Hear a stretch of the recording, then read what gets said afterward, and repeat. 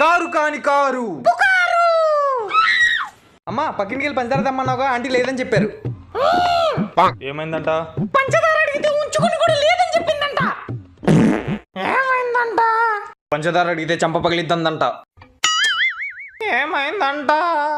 పంచదార అడిగితే చెప్పెట్టి కుక్కని కొట్టినట్టు కొట్టారంట. ఏమైందంట మాస్టరు?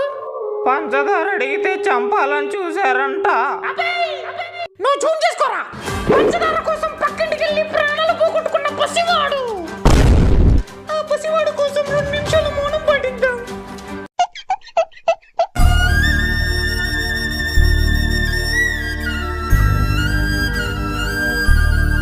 అమ్మా మీరెందుకు మౌనం పాటిస్తున్నారని నేను ఇంకా బతికే ఉన్నా. టీవీలో చూపించా కూడా ఇంకేం బతుకుంటావురా. అయ్యో. ఈ వీడియో నచ్చితే ప్లీజ్ సబ్స్క్రైబ్.